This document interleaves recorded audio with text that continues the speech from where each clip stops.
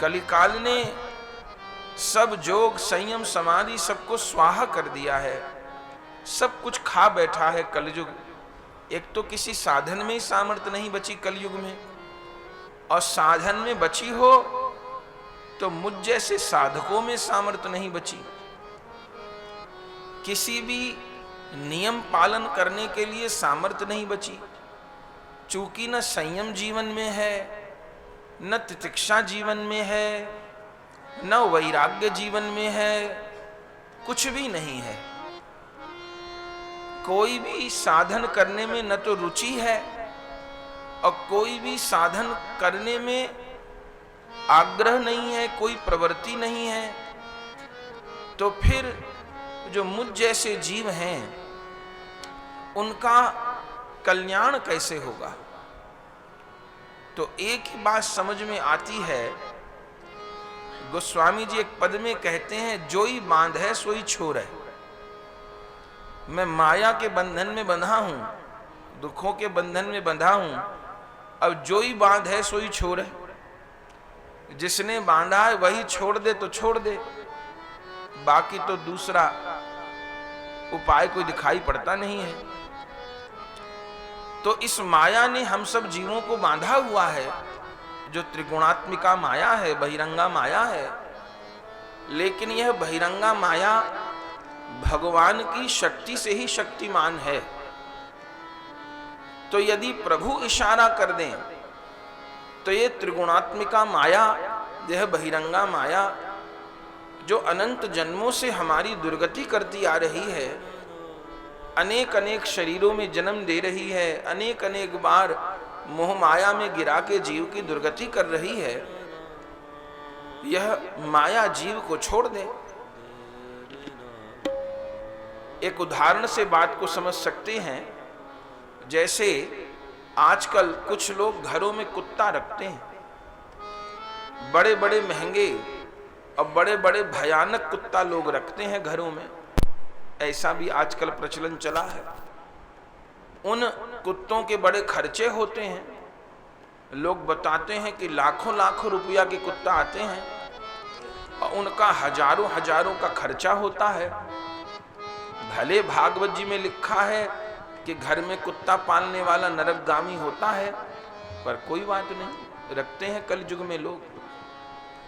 तो वो कुत्ते बड़े भयानक होते हैं, आपने भी देखे होंगे, हमने भी देखे हैं।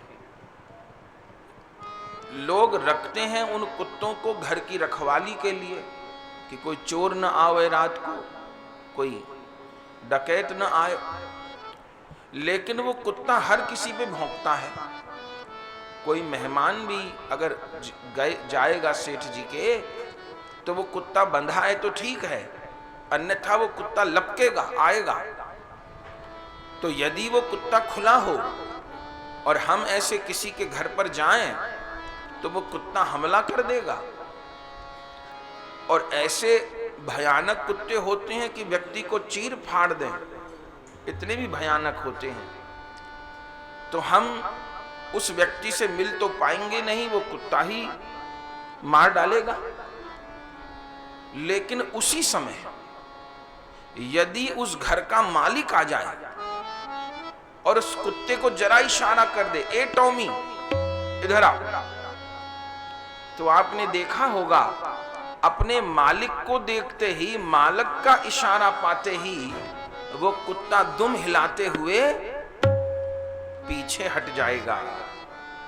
अगर वो मालिक इशारा कर दे कि ये जो आए हैं ये मेरे मित्र हैं, ये कोई दुश्मन नहीं है, ये कोई चोर नहीं है, तो फिर वो कुत्ता झपटेगा नहीं, क्योंकि वो अपने मालिक के इशारे को जानता है, अपने मालिक का वफादार है।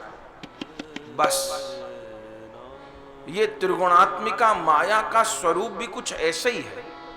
उदाहरण अच्छा नहीं है पर समझाने की दृष्टि से दिया।